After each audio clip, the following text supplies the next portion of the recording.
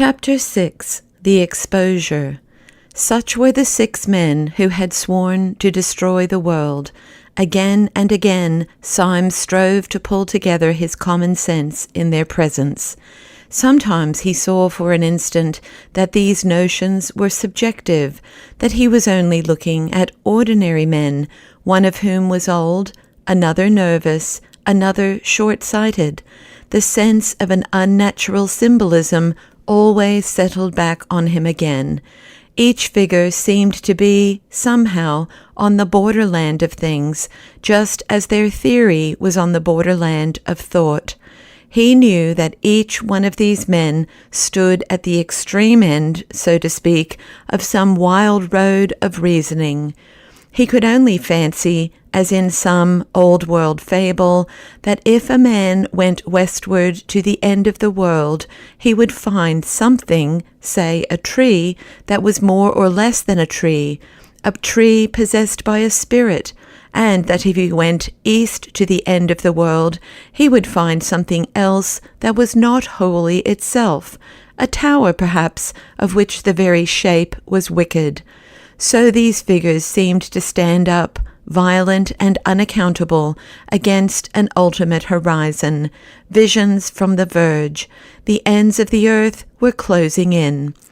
Talk had been going on steadily as he took in the scene, and not the least of the contrasts of that bewildering breakfast table was the contrast between the easy and unobtrusive tone of talk and its terrible purport.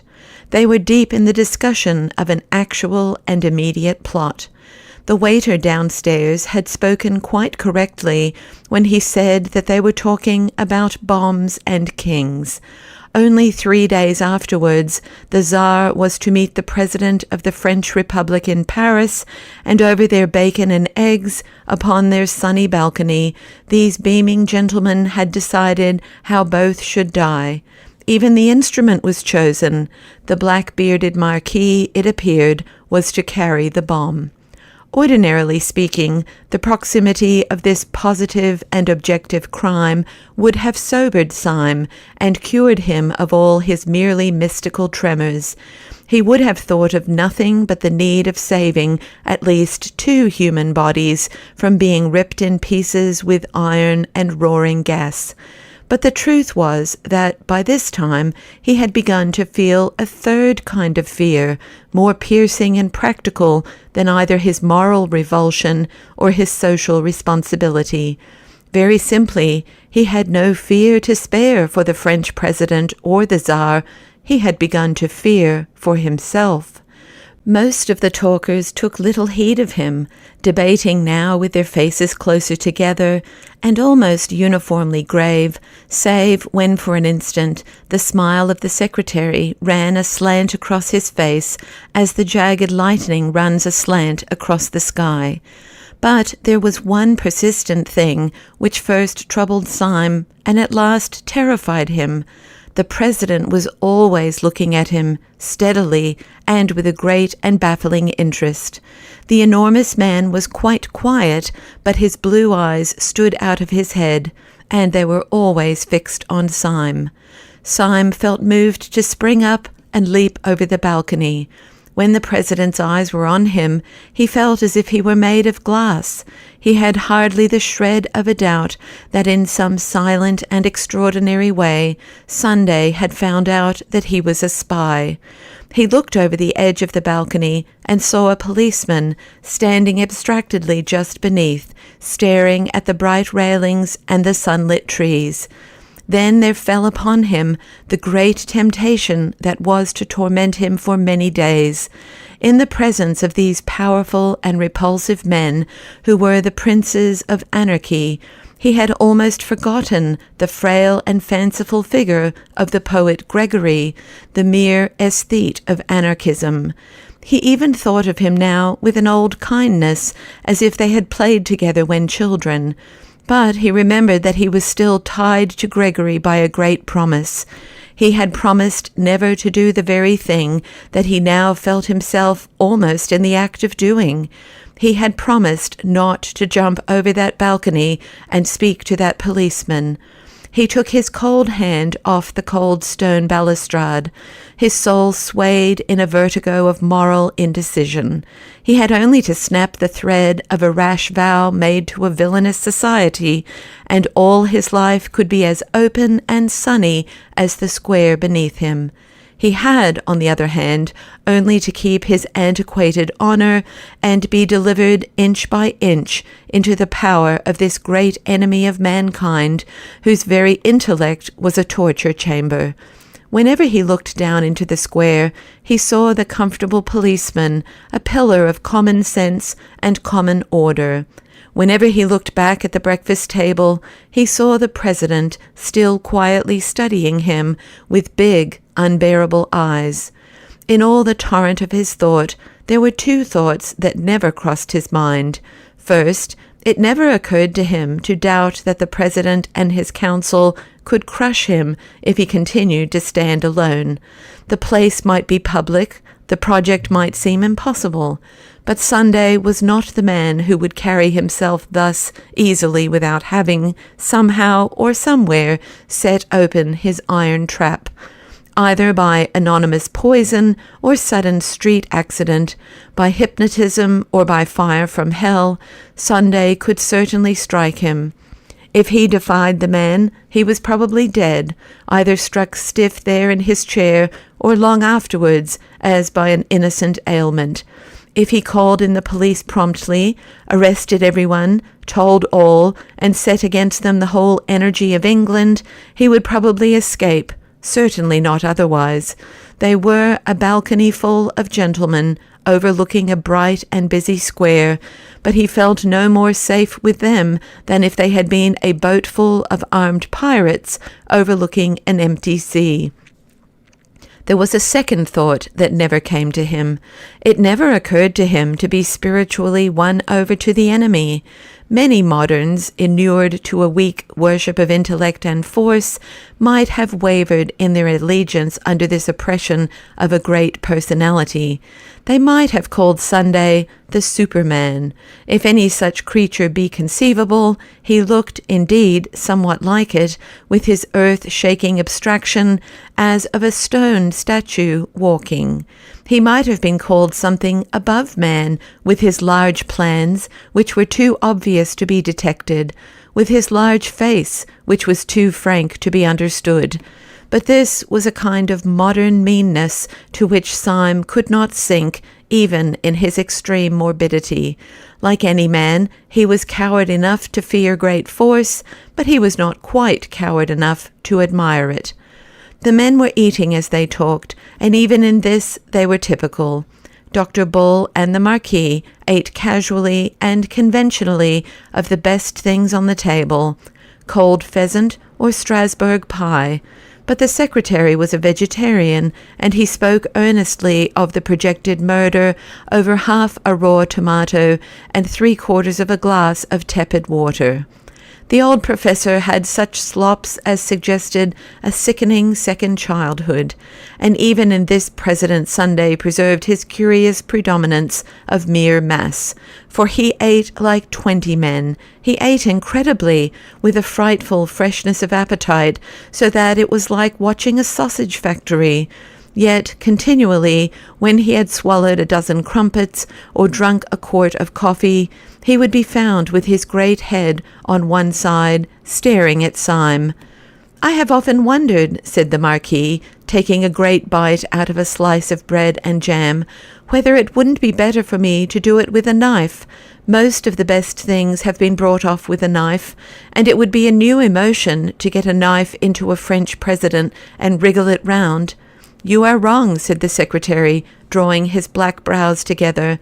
"The knife was merely the expression of the old personal quarrel with a personal tyrant. Dynamite is not only our best tool, but our best symbol. It is as perfect a symbol of us as is incense of the prayers of the Christians. It expands. It only destroys because it broadens. Even so, thought only destroys because it broadens.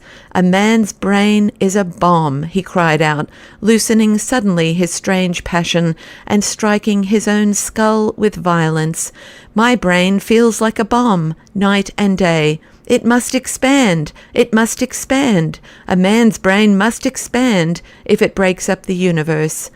I don't want the universe broken up just yet, drawled the Marquis. I want to do a lot of beastly things before I die.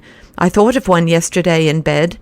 No, if the only end of the thing is nothing, said Dr. Bull with his sphinx-like smile, it hardly seems worth doing. The old professor was staring at the ceiling with dull eyes. Every man knows in his heart, he said, that nothing is worth doing. There was a singular silence, and then the secretary said, We are wandering, however, from the point. The only question is how Wednesday is to strike the blow. I take it we should all agree with the original notion of a bomb. As to the actual arrangements, I should suggest that tomorrow morning he should go first of all to— The speech was broken off short under a vast shadow. President Sunday had risen to his feet, seeming to fill the sky above them. Before we discuss that, he said in a small, quiet voice, let us go into a private room. I have something very particular to say. Syme stood up before any of the others. The instant of choice had come at last. The pistol was at his head. On the pavement, before he could hear the policeman idly stir and stamp, for the morning, though bright, was cold. A barrel organ in the street suddenly sprang with a jerk into a jovial tune. Syme stood up taut, as if it had been a bugle before the battle. He found himself filled with a supernatural courage that came from nowhere. That jingling music seemed full of the vivacity, the vulgarity, and the irrational valor of the poor, who, in all those unclean streets, were all clinging to the decencies and the charities of Christendom. His youthful prank of being a policeman had faded from his mind. He did not think of himself as the representative of the corps of gentlemen turned into fancy constables, or of the old eccentric who lived in the dark room. But he did feel himself as the ambassador of all these common and kindly people in the street, who every day marched into battle to the music of the barrel organ. And this high pride in being human had lifted him unaccountably to an infinite height above the monstrous men around him. For an instant, at least, he looked down upon all their sprawling eccentricities from the starry pinnacle of the commonplace. He felt towards them all that unconscious and elementary superiority that a brave man feels over powerful beasts, or a wise man over powerful errors. He knew that he had neither the intellectual nor the physical strength of President Sunday, but in that moment he minded it no more than the fact that he had not the muscles of a tiger or a horn on his nose like a rhinoceros. All was swallowed up in an ultimate certainty that the president was wrong and that the barrel organ was right. There clanged in his mind that unanswerable and terrible truism in the Song of Roland, Païens ont tort et chrétiens ont droit, which in the old nasal French has the clang and groan of great iron. This liberation of his spirit from the load of his weakness went with a quite clear decision to embrace death. If the people of the barrel organ could keep their old world obligations, so could he. This very pride in keeping his word was that he was keeping it to miscreants. It was his last triumph over these lunatics to go down into their dark room and die for something that they could not even understand. The barrel organ seemed to give the marching tune with the energy and the mingled noises of a whole orchestra, and he could hear deep and rolling under all the trumpets of the pride of life, the drums of the pride of death. The conspirators were already filing through the open window and into the rooms behind. Syme went last, outwardly calm, but with all his brain and body throbbing with romantic rhythm. The president led them down an irregular side stair, such as might be used by servants, and into a dim, cold, empty room, with a table and benches like an abandoned boardroom. When they were all in, he closed and locked the door. The first to speak was Gogol, the irreconcilable, who seemed bursting with inarticulate grievance. "Show," he cried with an obscure excitement, his heavy Polish accent becoming almost impenetrable. "You say you not hide? You say you show himselves? It is all nothings. When you want talk importance, you run yourselves in a dark box." The president seemed to take the foreigner's incoherent satire with entire good humor. "You can't get hold of it yet, Gogol," he said in a fatherly way. "When once they have heard us talking nonsense on that balcony, they will not care where we go afterwards. If we had come here first, we should have had the whole staff at the keyhole. You don't seem to know anything about mankind." "I die for them," cried the Pole in thick excitement, "and I slay their oppressors. I care not for these games of concealment. I would smite the tyrant in the open square." I see, said the president, nodding kindly as he seated himself at the top of a long table. "You die for mankind first, and then you get up and smite their oppressors. So that's all right. And now may I ask you to control your beautiful sentiments and sit down with the other gentlemen at this table. For the first time this morning, something intelligent is going to be said." Syme, with the perturbed promptitude he had shown since the original summons, sat down first. Gogol sat down last, grumbling in his brown beard about compromise. No one except Syme seemed to have any notion of the blow that was about to fall. As for him, he had merely the feeling of a man mounting the scaffold with the intention, at any rate, of making a good speech.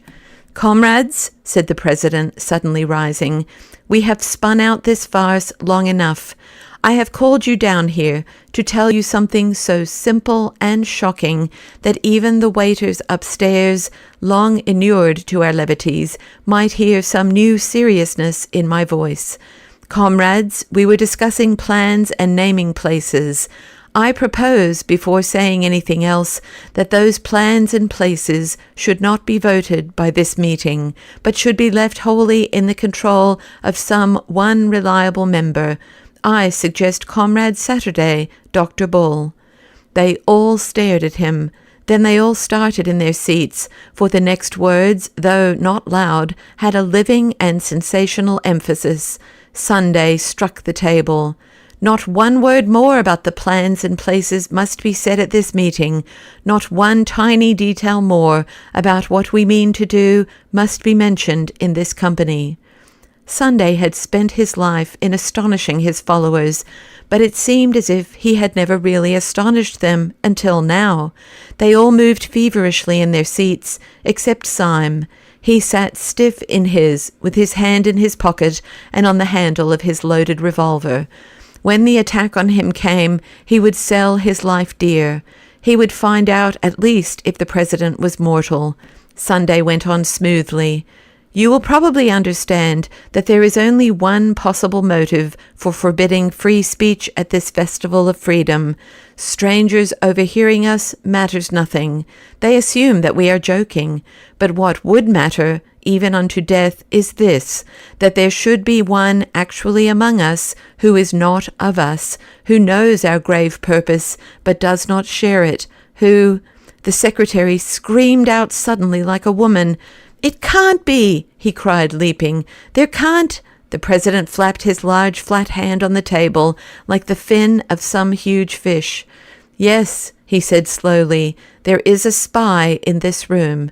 There is a traitor at this table. I will waste no more words. His name—" Syme half rose from his seat, his finger firm on the trigger. "His name is Gogol," said the president. "He is that hairy humbug over there who pretends to be a Pole." Gogol sprang to his feet, a pistol in each hand. With the same flash, 3 men sprang at his throat. Even the professor made an effort to rise. But Syme saw little of the scene, for he was blinded with the beneficent darkness. He had sunk down into his seat, shuddering, in a palsy of passionate relief.